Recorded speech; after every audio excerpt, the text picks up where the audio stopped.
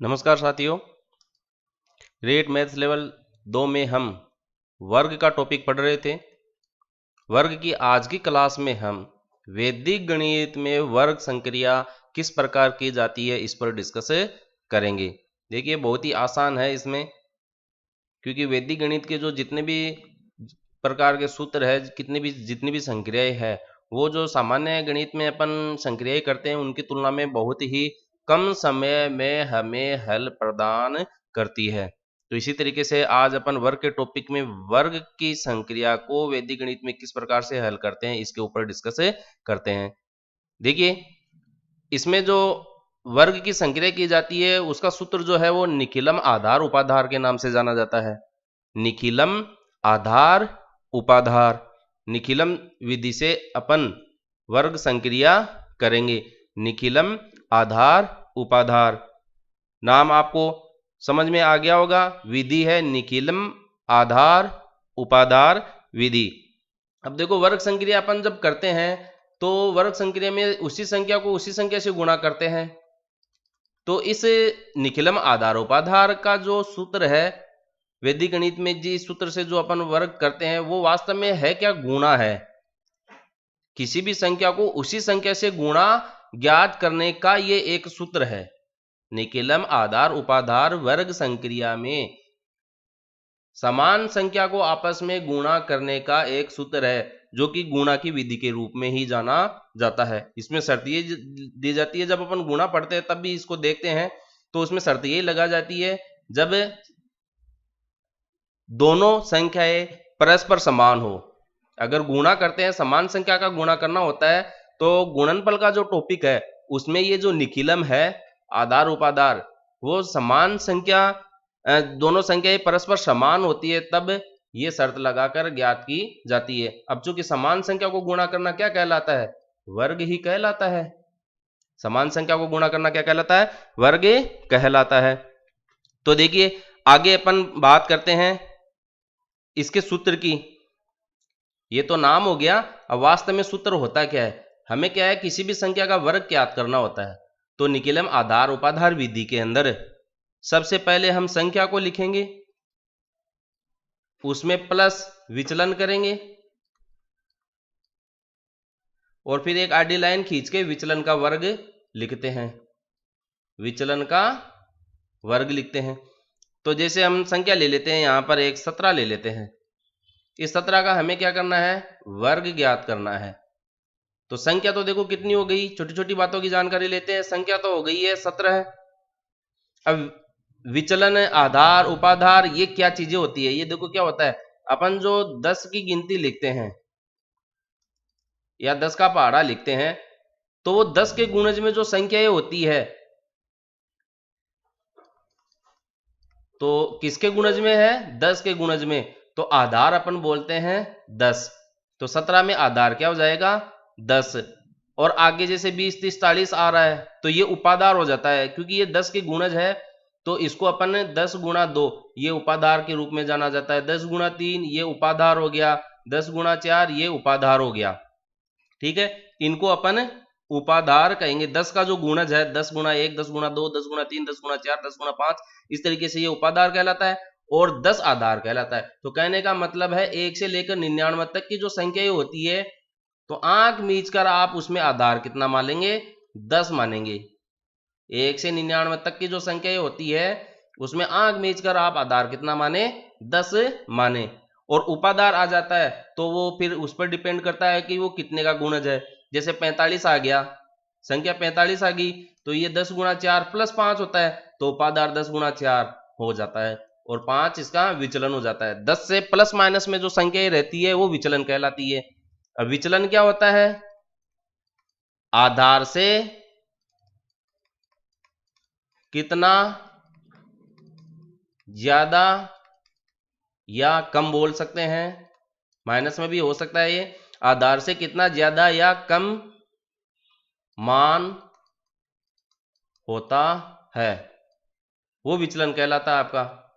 अब जैसे ये आधार अपना 10 है, अब इसमें कितना जोड़े कि 7 17 मिल जाए, 7 जोड़ देंगे तो यहां पर विचलन का मान कितना हो गया है?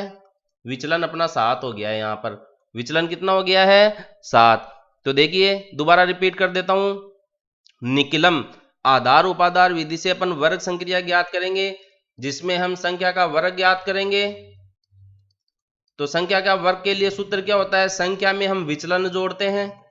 तो संख्या तो आपको पता है 17 है, विचलन क्या होता है, आधार से या आधार में हम कितना जोड़े कि हमें संख्या प्राप्त हो जाए, आधार में हम कितना जोड़े कि संख्या प्राप्त हो जाए।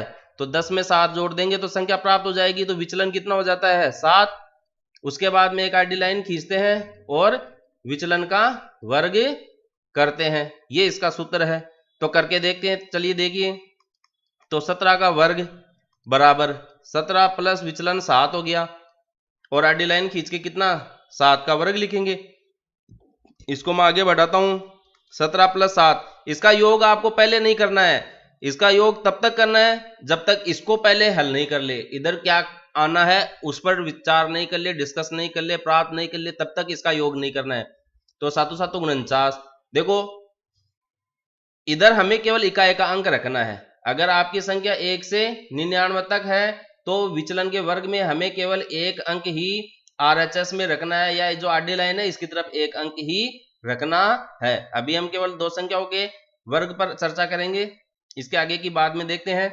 तो एक संख्या रखने का मतलब यहाँ 9 रहेगा, इस 4 को अपन इधर विचलन में ऐड कर देते हैं, इसलिए 4 क्या होगा इधर विचलन में ऐड कर देते हैं। ये तरीका है, इस तरीके से अपने को सवाल को हल करना है, यानी कि ये 4 तो रह जाएगा और 9 इधर अकेला रह जाएगा। तो ये 7 और 9 तो यहाँ पर क्या हो जाता है, ऐड हो जाता है।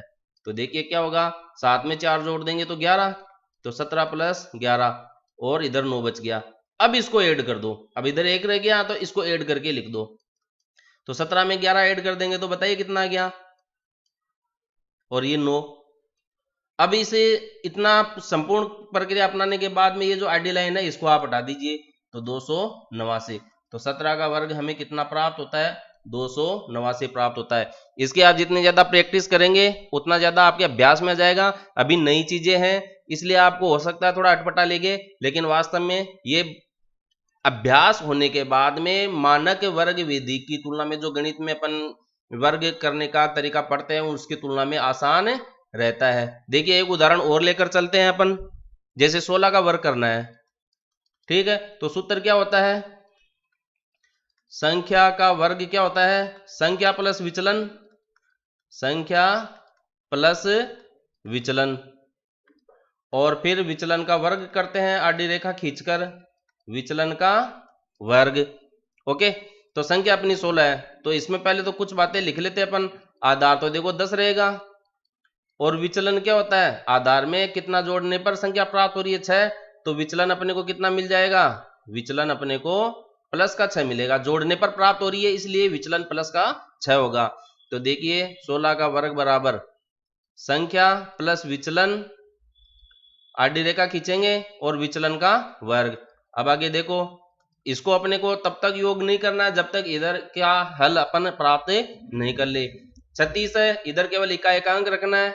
ओके, तो इकाएकांक रखने के लिए आप थोड़ा सा लिखने का तरीका ऐसे बदल सकते हैं, इस 3 को आप इधर ऐड कर देंगे, या फिर आप डायरेक्ट भी कर सकते हैं ऐड करके, क्योंकि जब आपके अभ्यास में आ जाएगा तो आप लिखना छोड़ ही देंगे। तो 16 प्लस 6 3 9, और ये 6, 16 और 9 25, और ये इधर से 6। फिर भी आपको जब अभ्यास हो जाएगा तो आप डायरेक्ट लिखेंगे, तो 16 का वर्ग अपने को कितना होता है, प्राप्त होता है 256। देखिए प्राप्त हो रहा है जो सूत्र अपन ने लिखा था। एक और कर लो, 15 का वर्ग करके देख लो, 11 का वर्ग करके देख लो, ठीक है। तो 11 के वर्ग में देखो आधार तो कितना हो गया 10 है, विचलन कितना हो जाएगा बताओ, 10 प्लस 1 मतलब प्लस का 1 विचलन हो जाएगा। तो लिखो सूत्र क्या होता है, संख्या का वर्ग बराबर संख्या प्लस विचलन, बार बार लिखना है जब तक आपका अभ्यास नहीं हो जाए, और विचलन का वर्ग। तो संख्या कितनी है 11, विचलन कितना है 1, और 1 का वर्ग, तो ये 1 ही रह जाएगा। और इधर देखो 11 में 1 जोड़ देंगे तो अपना 12 प्राप्त हो जाएगा। तो बताइए इस आडी रेखा को हटा देंगे तो 121 मिलेगा का 11 का वर्ग, ये लो आपका आंसर आ गया। अब अपन जो बड़ी संख्याएं हैं उनका इस विधि के द्वारा मान ज्ञात करना सीखेंगे। वीडियो अच्छा लगे लाइक करें, शेयर करें, सब्सक्राइब करें, बेल आइकन जरूर दबाएं ताकि जैसे वीडियो बनाकर अपलोड करूं उसका नोटिफिकेशन आपको प्राप्त हो सके। धन्यवाद।